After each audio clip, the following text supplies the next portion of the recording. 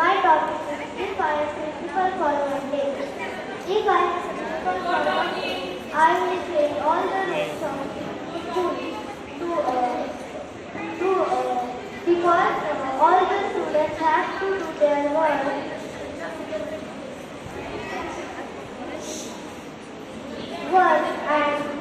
and has to take good marks in their exam.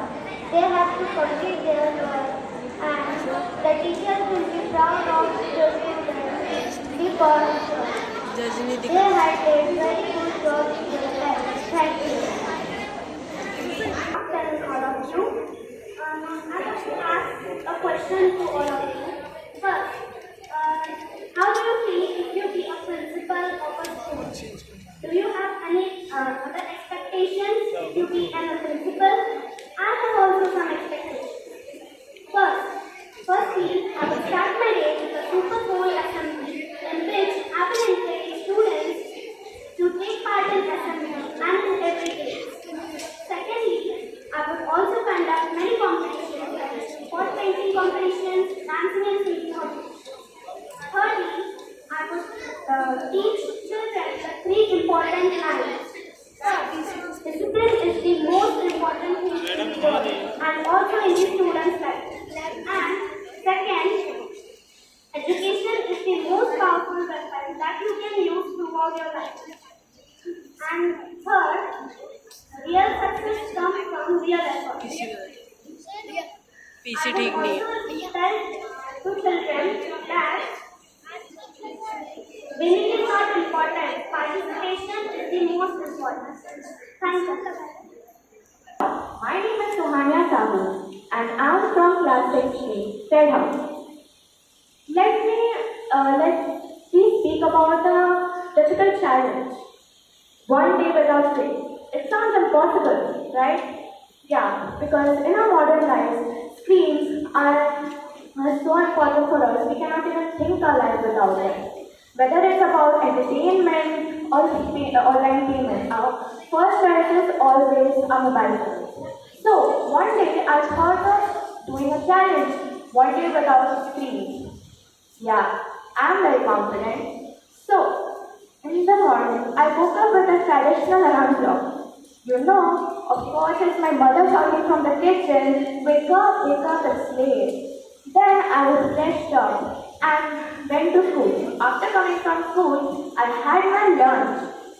And as soon as I was about to pick up my remote, I thought, oh my god, I forgot about my challenge. Then I went to my grandparents and had a delightful conversation with them, listening to their funny stories and telling my funny stories about my school. Then I went to tuition and came back after 1 hour. After coming from tuition, it's my habit of watching my mobile. As soon as I pick up my mobile, my little brother shouted, "Oh, Dee, you forgot about your challenge?" Then I confidently got up and said, "No, I remembered." And then I did all the creative things I wanted to do, like doing artwork, crafting, and do you know, I knew something new, stitching from my grandmother. Then at night, when I was about to have my dinner, I surprisingly did not even look at my phone. I went straight to my parents and talked with them and had a delightful dinner with them. Trust me, friends. Behind this world of mobile phones and electronic devices, there's a beautiful world waiting for you to come there, learn something new and enjoy. I hope you liked my speech. Thank you and have a nice day. I'm Amrita Rajesh, a class 6B student. Today, I'm going to talk about how screen impacts our life. Imagine a day without the no on screen. No laptop, no phone, no television. It might feel difficult, but we have to try. So, I'm going to start my elocution.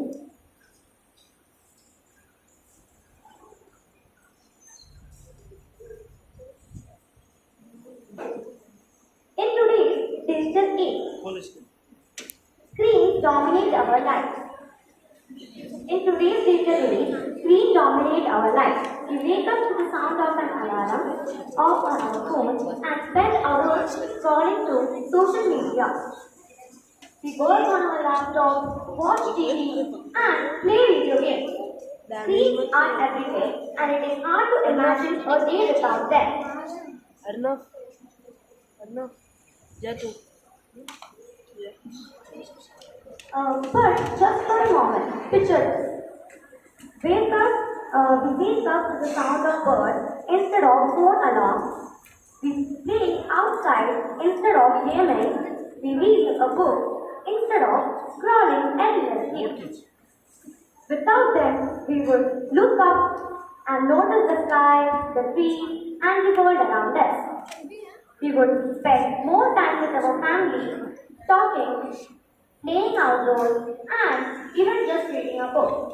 Yes, technology is useful, no doubt, but taking a rest is as important.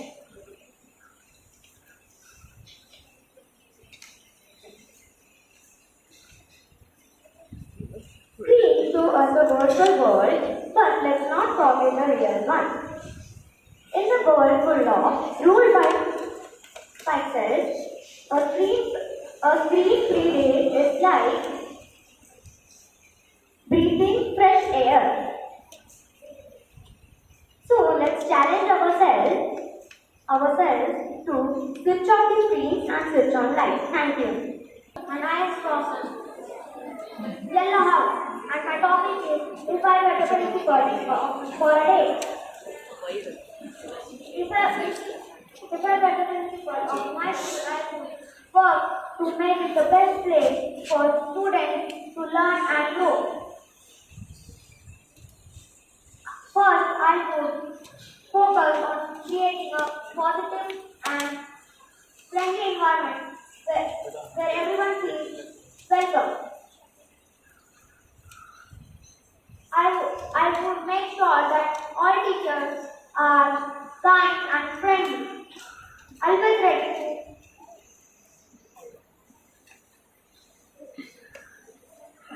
Assist children with their difficulties. To motivate children, I would organize regular competition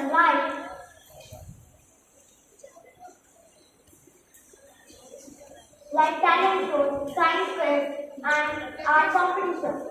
This gives them a chance to show their talent and skills. Judges, teachers, and all my dear friends. I am Sidra Abdul Salam from class 7th and I am in Blue House. Today, I stand before you to speak on an important topic that touches every life. But why every drop of water counts? Now, water is life, from the smallest insect to the tallest tree, from animals to humans. Every living being depends on it. But we have taken water for granted. We either tap already, we wash our vehicles with pipes, and we waste a lot of water while brushing our teeth to clean just a little. But when millions do the same, we lose our rivers, lakes, and our future. All over the world, many countries are growing fast with water scarcity. Like in Cape Town, South Africa, people were almost close to running out of water. In Somalia and Ethiopia, children walked miles just to get one bucket of water. In Chennai, here in India, people at their home, the taps were dry for weeks. In many Indian villages, people waited long lines just to get one pot of water. They treat every drop like gold. So I ask you, shouldn't we do the same? Now, saving water is not that hard. We should close the tap, use a bucket of water instead of a shower, plant more trees because they invite rain. Now water is not unlimited. If we waste it today, we might cry for it tomorrow. So let us promise that we will not even today with a single drop, because a drop saved today is a smile saved tomorrow. Thank you and have a nice day. Participant is Archit Goyal. My name is Archit Goyal and I am from class 7B. Today in front of you to represent a topic that every human being in life has imagined: failure. Failure is a topic we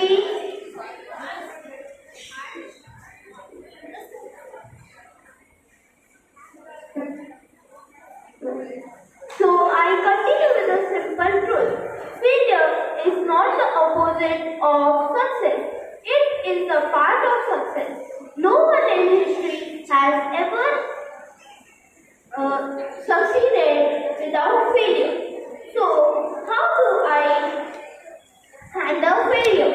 Firstly, I show all emotions like frustration, disappointment, and even if and even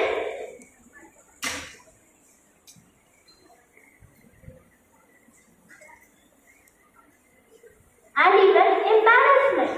So this helps me to keep calm by secondly, I see that where I went wrong and when should I do correct it. So next time when you fail, don't be sad, be happy, because success is the path where there are many failures, and fail full form equals to first attempt in learning. Thank you and have a nice day. Thank you, Archit. Now the next participant is Devika. It is not final. Failure is not final. It is the courage to continue that counts, says Winston Churchill. Good afternoon, everyone. I'm Devika Krishna from Greenhouse. Today, I'll share with you how I deal with failure and turn it into a stepping stone for success. When I encounter failure, I try to remind myself that failure is not the end. It stands as a rock between me and success, but it can't stop me from going to success. Every mistake I do, I don't neglect it. I try to improve it and do better. In embracing failure, we start to see it as a wise mentor rather than an enemy. So, every successful person might have faced obstacles in life. Failure is the part of our journey to success. So, consider it as a wise mentor. And remember, when you face failure, don't fear to go and neglect it and try to reach the success. So, next time you face any failure, don't be sad of it and try to improve it. Thank you. Ima.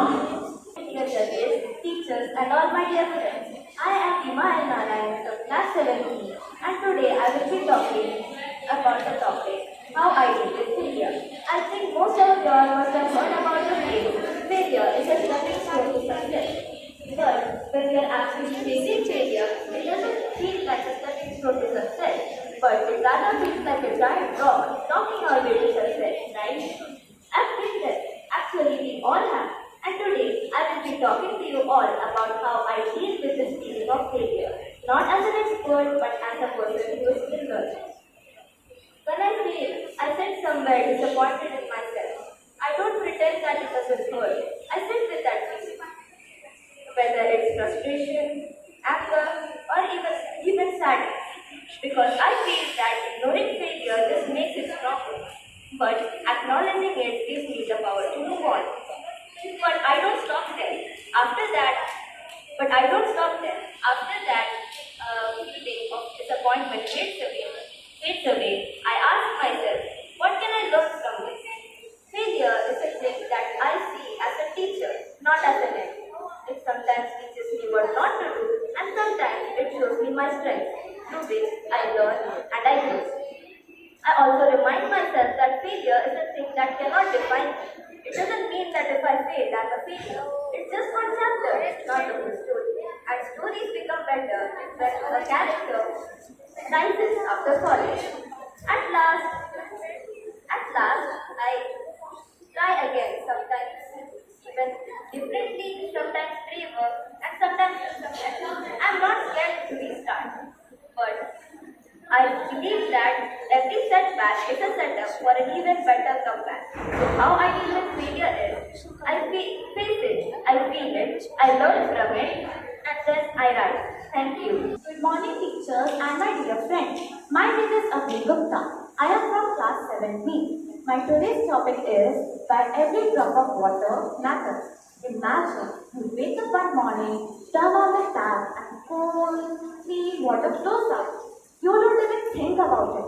But do you know that for millions of people around the world, this simple action is a dream? Clean water isn't available for everyone, and that's why each and every single drop of water matters. Water is everywhere, right? It's in the food we eat, the air we breathe, and all around us. But here's the catch. Only 1% water of the earth is suitable for drinking. So that means if we waste it, it's never gonna come back. Did you know what is the worst part of wasting water? That it never gets utilized. It is always wasted. And the best part, that there are so many ways to save water. We can save water by closing off the tap, by brushing our teeth, or washing our hands. Or we can clean the car with the help of a bucket of water instead of using a hose. There are so many ways to save water. These changes might seem tiny, but if all did it, we can save millions of gallons of water every day. In many places around the world, people have to walk long distances to fetch water. Some have to collect it from the river nearby, which is dirty and not suitable for drinking. In many parts of countries, like of Africa and India, there is not enough water for everyone. Now I would like to tell you something. Do you know water is also used for making electricity, growing crops, and making daily use products? For example, if you save water while washing the dishes, you are also saving energy. But how? Because water pumps also need energy to clean or pump the water. That's why. So while we are saving water, we also save energy. In conclusion, water is a treasure and we should treat it like one. It's not something that we can take it for granted. Next time you jump into the pool or wash your hands, remember that each and every drop of water counts. If we all did our part, we will have water for today and for the future. In Sanskrit it is said, Jalam Rakshamaha, Jivanam Rakshamaha, which means let's save water, let's save life. Thank you. Very good. Now the next participant. Frankly, I don't think failure has stepping stones, especially when I'm standing on it. It feels like a wall, a dead end, and we also feel like personal failure. So, I'm going to share with you how I deal with failure. First, I try to feel it. Yes, I get upset, I feel disappointed, but that's okay. Because if we ignore failure, that doesn't mean that it can go away. We have to learn from it. I believe that if we accept failure without any shame, it will be the first step. Then I question myself, how do I learn from this? Every failure carries a lesson with it. If I fail in my exams, then maybe I didn't study hard. If I didn't win a competition, then maybe I didn't work hard. So, reflection turns failure to feedback. Then, I make a plan, rewrite it, and start fresh. Remember, success doesn't mean that you will never fail, but it means to rise with every fall. I always try to be kind to myself and never compare myself with others. I let the past be the past and look forward for what can be done next. So, according to me, failure is not the end, but the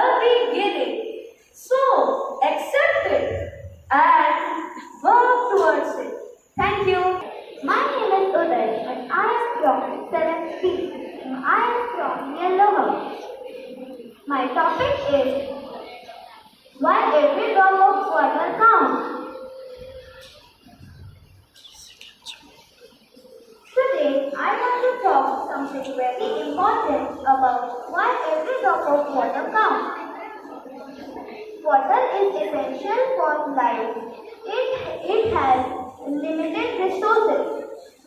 We need to understand that we can save water by water conservation. There are some tricks to save water. First one is turn off the tap when not in use. Fix the leaking tap. Take shorter showers. We can save water for everyone.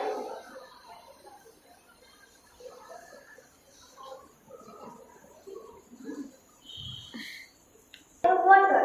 We do not waste water by throwing here and there and wasting it.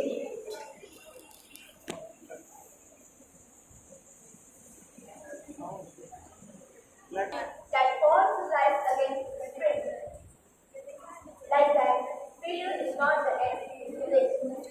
Good morning everyone, my name is Alba. I'm a class 7 and today I'm going to speak on solving how much is failure. It's in the Yellow House, failure, a word we all are aware of. It is something that affects everyone. Everyone has one story that is failure. But the reality is that how we live. When I face failure, I become sad, disappointing, and sometimes even embarrassing. But I always remind myself, failure does not define me.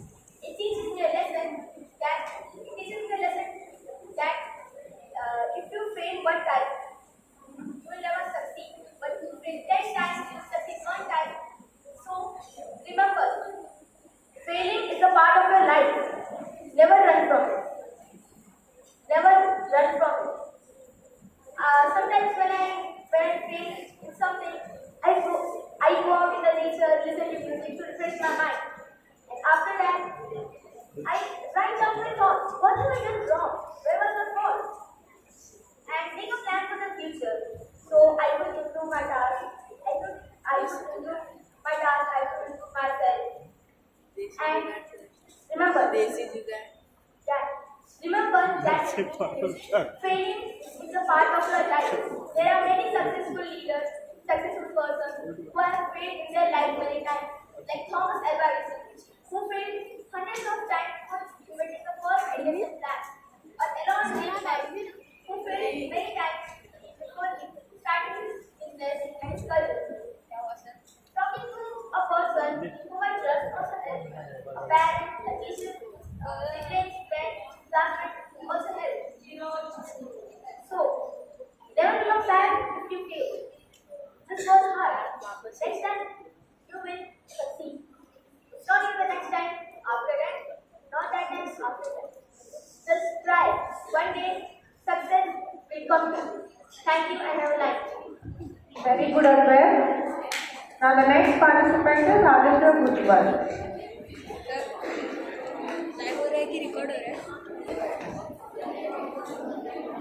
Good morning, respected judges, teachers, and all my dear friends. My name is Aditya Sushan Bhujbal. I study in class 8. Today, I am here to express my views on the topic of one habit I am proud of. Everyone has habits, but some habits help us to grow and become a better person. Among the many habits I have developed over the years, the one I am most proud of is my commitment to reading. It is something I started at a young age that enriches every aspect of my academic, personal, and intellectual life.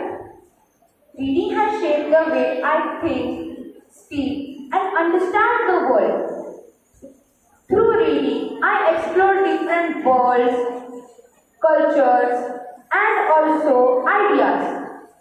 Books have introduced me to the new perspectives and also taught me lessons that go beyond the classroom, whether it's fiction, non-fiction or poetry. Reading helps me to understand the world and also help the world.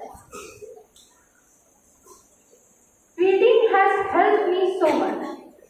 At the end, I will only say that I am proud of my reading habit because it's self-motivated, self-sustained, and also careful. Thank you. Very good, Aditya. Now the next participant is Ashisha Tiwari.